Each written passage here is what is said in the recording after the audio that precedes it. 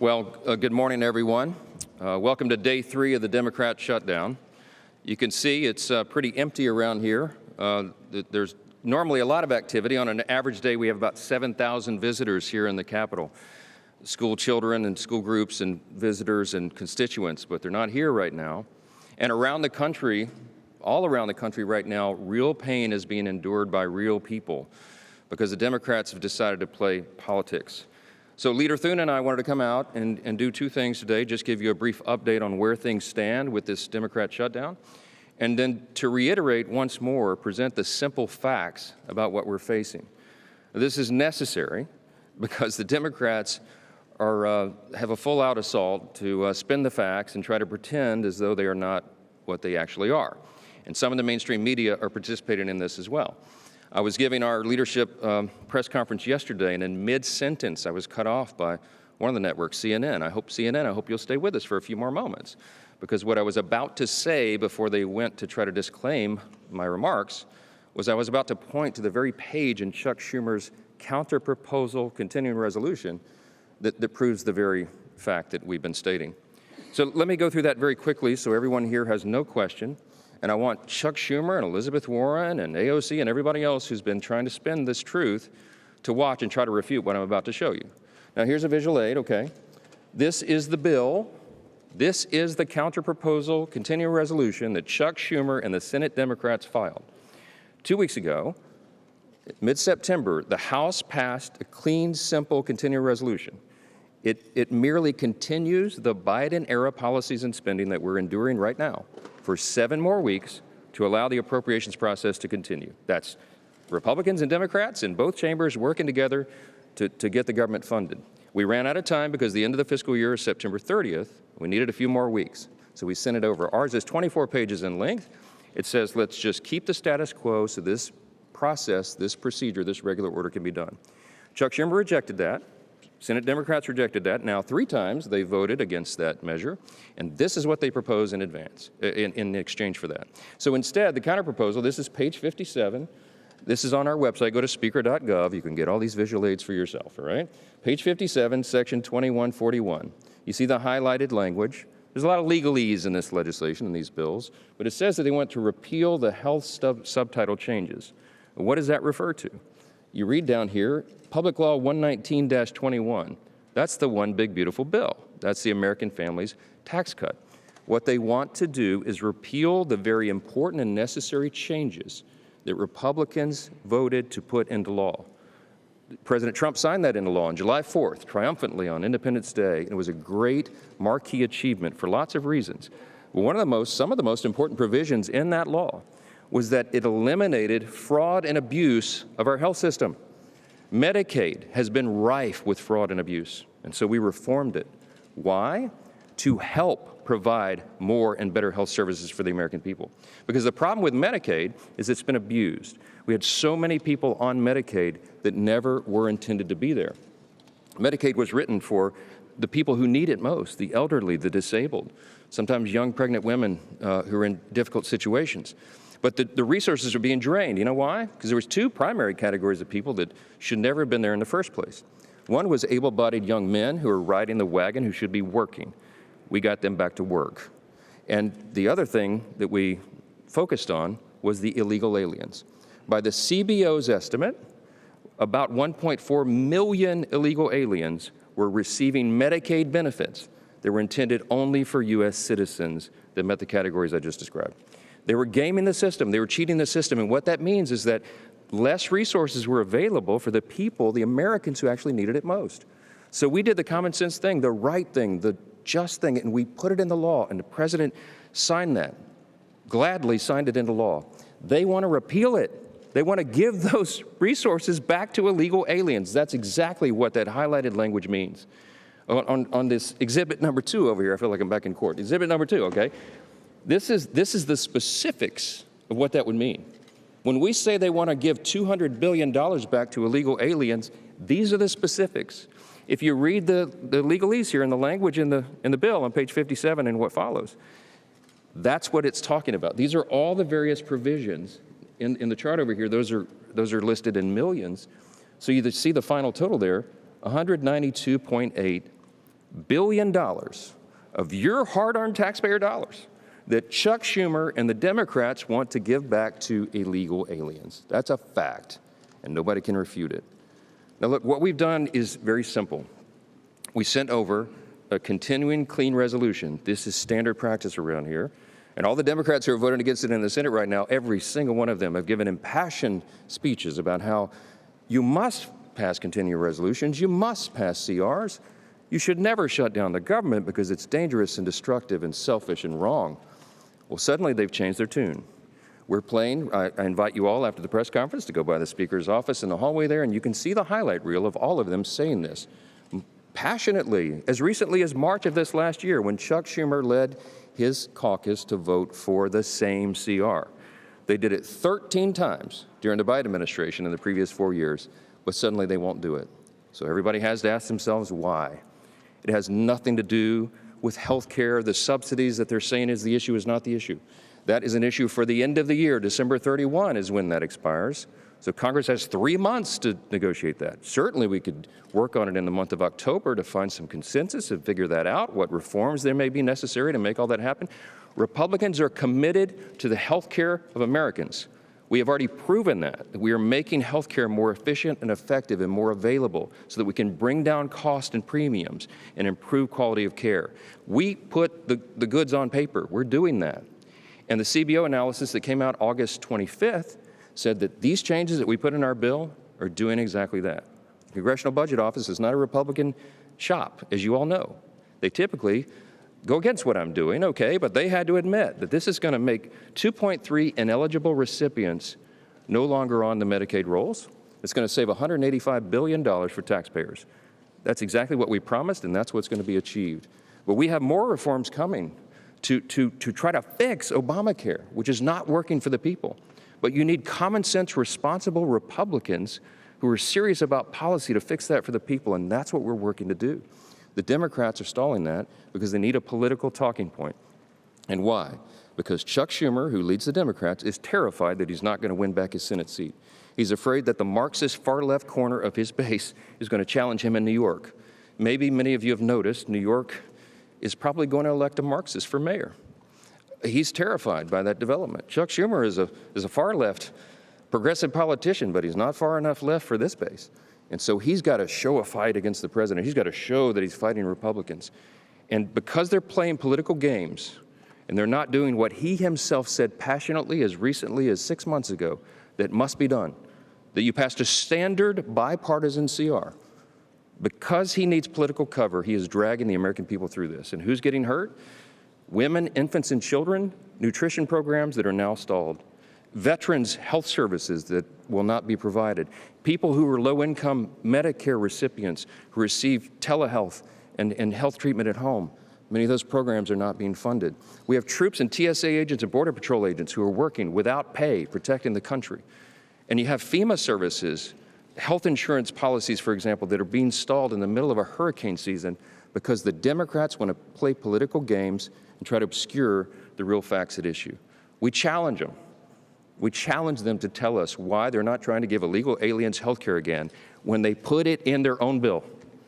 This is not Republicans playing games. I could have put Republican conservative priorities on the CR and sent it over there, but I didn't. And so when you all ask me, why aren't you negotiating with them? I don't have anything to negotiate. Leader Thune and I can't take off Republican priorities that we put in the CR and say, hey, is that better? Could you vote for that? Because we didn't put them on there in the first place. Why? Because Republicans are being responsible. We're operating in good faith, and we're trying to get the Democrats to do their job, and they won't. Those are the simple facts, and they cannot be obscured. I'm so grateful for the strong leadership of my colleague and partner over in the Senate, and I'd love Leader Thune to give you a little update here. Well, thank you, Mr. Speaker. The Speaker is right. We have an opportunity to pick up a House-passed bill that, if it passes the Senate, will be sent to the White House, the President will sign it, and the government will reopen. It is that simple and that straightforward, and that's all we're talking about here. All we need is a handful more Democrats. We have a majority of senators, 55 senators, have already voted for this clean, short-term, nonpartisan CR. As the Speaker said, no policy riders, no gimmicks, Nothing in here that benefits Republicans. This is a straight-up 7-week funding resolution, and we need it to keep the government open. And if we don't keep the government open, you'll have all the things that the Speaker just alluded to, all the Americans who are adversely impacted by this government shutdown. Now, this is something, as you all know, as recently as the last administration, during the Biden administration, when the Democrats had the majority here in the United States Senate, the Democrats on 13 different occasions voted for this, a short-term continuing resolution. Now, I have to ask, what's changed? What's different about this? What's different is who's in the White House. That's what it's about. It's all about President Trump and the Democrats needing to pick a fight to satisfy their far-left political base, far-left activist organizations who are the tail wagging the dog right now. That's all this is about. And you have a Democrat leader from New York in the Senate, a Democrat leader in the House from New York, and you have a mayoral race in New York, you've got AOC, you've got all these people that are bringing pressure to bear on what should be a routine, simple, straightforward proposition, and that is a short-term continuing resolution to keep the government funded, which is sitting right now. This is sitting at the Senate desk. We will have a vote another hour or two, and it'll be the 4th time that Democrats will have an opportunity to vote to keep the government open. Now, at some point, reason, good sense, common sense has to take effect here, because that's really what this is.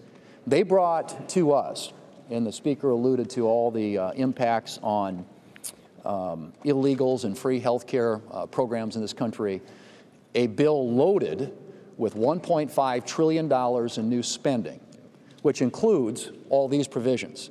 And they want to load that onto a 7-week continuing resolution to fund the government. Now, what's happening right now when the government is shut down, all the things that we could be doing, the defense authorization bill, which benefits every congressional district, every state across this country, is languishing right now because we are shut down.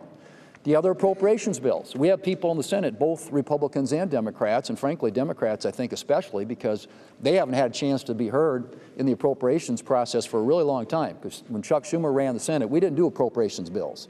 We didn't put them on the floor. They marked them up in committee, and then they died. And then he wrote it behind closed doors in his office.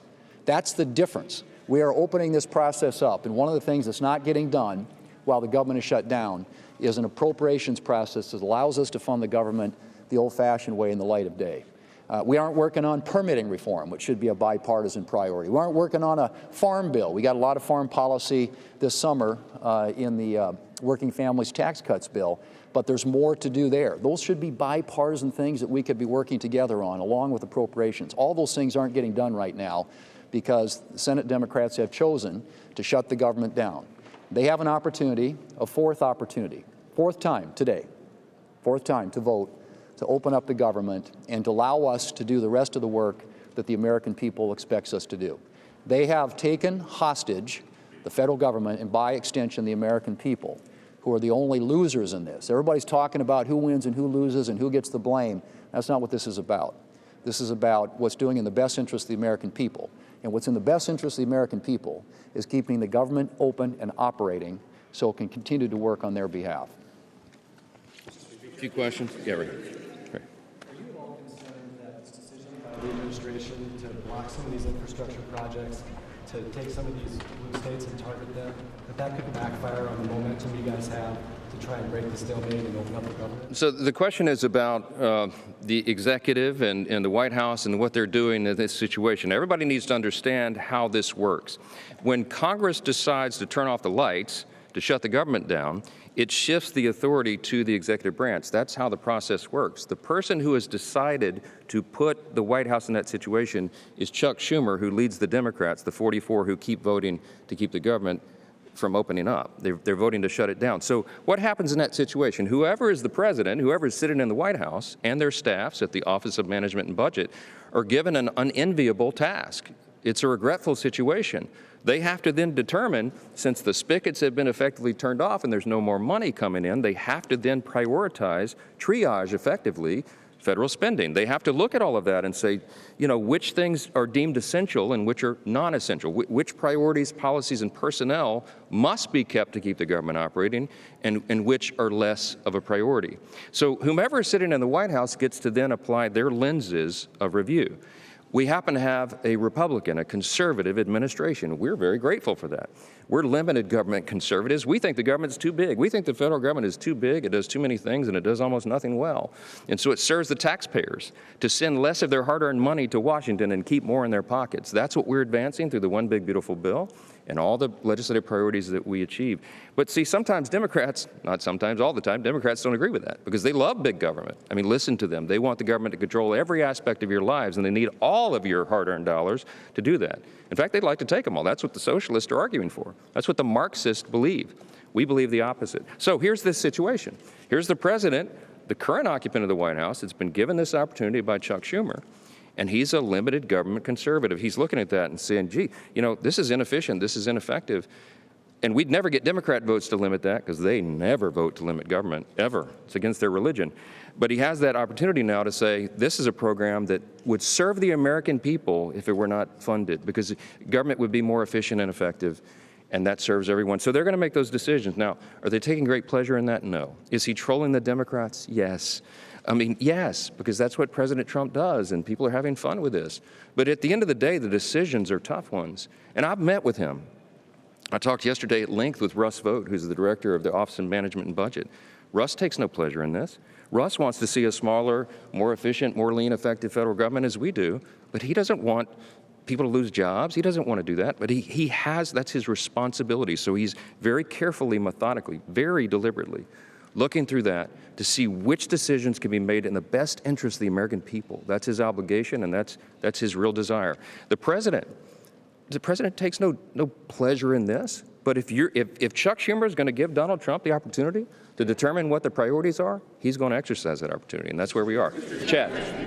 Square something for me here. How can you say that they take no pleasure in this, and then the next minute say, oh, they're just having fun and trolling people? This is a government shutdown. On one hand, you say this is very serious, that people's jobs are on the line. On the other hand, you say, oh, this is just fun and games and they're trolling. So the effects are very serious on real people, real Americans. We support federal employees who do a great job in all these different areas, but what they're trying to have fun with, trying to make light of, is to point out the absurdity of the Democrats' position. And they're using memes and all the tools of social media to do that. Some people, find that entertaining, but at the end of the day, the decisions are hard ones, and I'm telling you, they're not taking any pleasure in that. Yes, Jake. The Democrats are saying they would like you and the leader to put in writing that you want, how you'll handle the Obamacare stuff.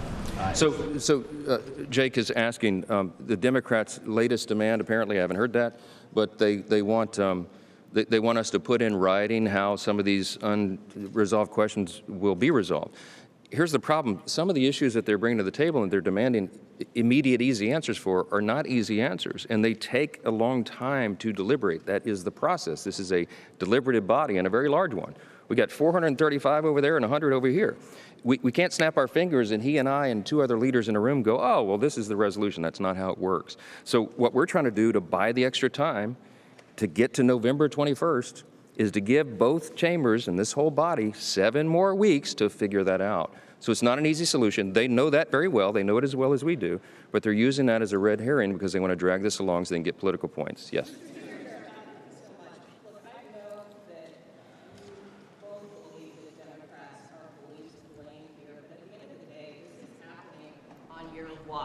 Do you take any responsibility for what's happening, and what is the justification for not holding votes in your chamber this week and potentially yours this weekend when there are some bipartisan conversations happening in the Senate?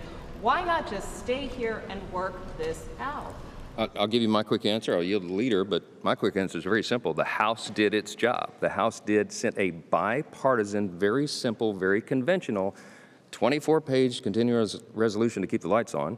And we sent it over, we passed it, and it's been rejected by the Senate. So the House will come back into session and do its work as soon as Chuck Schumer allows us to reopen the government. That's plain and simple. Right. Well, and as I mentioned, all the things we aren't doing, right? So we're in a shutdown posture here because of Senate Democrats. There is united support, House Republicans, Senate Republicans, a few Senate Democrats, the President of the United States in support of keeping or opening the government back up. And right now it's being blocked by the Senate Democrats. And all it takes, as you point out, is a handful more. We get 4 or 5 more votes and we can actually pass this thing. And there are discussions going on with our colleagues on both sides of the aisle. But at some point they have to take yes for an answer. I mean, the things that people want, and I don't disagree with this at all, is a normal appropriations process, putting bills on the floor, getting conference-passed bills on the floor of the House and Senate so we can actually fund the government the old-fashioned way. And I'm all for that, and we've made that very clear to them. We can't make commitments or promises on the COVID subsidies because that's not something that we can guarantee that there are the votes there to do. But what I've said is I'm open to having conversations with our Democrat colleagues about how to address that issue. And I think that but that can't happen while the government is shut down. I mean, we've got to open up the government. And with respect to our schedule, like I said, I don't know how many times you're going to give them a chance to vote no. And hopefully over the weekend, they'll have a chance to think about it. And maybe some of these conversations start to result in something to where we can start moving some votes and actually get this thing passed. But there's nothing to be gained at this point by negotiating something that there's nothing to negotiate. I mean, I think that's essentially where we are. This is again, a straightforward, simple solution to keep the government open. And then all these other issues that we're talking about, we're happy to sit down and have conversations. The president said that this is an unprecedented opportunity to make cuts to programs. Do you see that as an unprecedented opportunity? And is that helpful toward these bipartisan negotiations? You mentioned you only need a handful more Democrats. Well, I mean, as the speaker pointed out, when you're in a shutdown situation, you have to manage the government. And any administration is going to make decisions based on their priorities.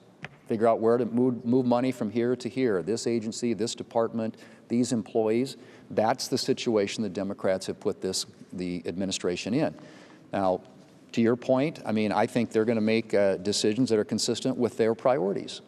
And yes, they're going to have a different political view of the world than the Democrats might have, but that's what the Democrats have wrought by doing this. They are allowing the administration to do the very thing that back in March they said they didn't want to give them the authority to do, and that's to make decisions just like that. But that's what's going to happen. And again, why I'm at a loss to explain the strategy behind this, other than it generates contributions and activist energy support from the far left of the Democrat Party. If you're a Republican or a Democrat here in the Senate or in the House for that matter, who actually wants to get results and get things done, you're losing that opportunity by keeping the government shut down, and you're also handing the administration an opportunity to do things that probably in most cases you're not going to agree with. Last question. Speaker. Is out with a new poll that shows overwhelming support, including among Republicans, to extend the Obamacare subsidies. I know you both said you want to reform them, so do you commit to doing something to address those subsidies so that insurance premiums don't spike for Americans in Republicans commit to continue the work that we've already been doing and demonstrating to bring down costs and improve quality of care. We are committed to that, and we will do whatever is necessary to make it happen.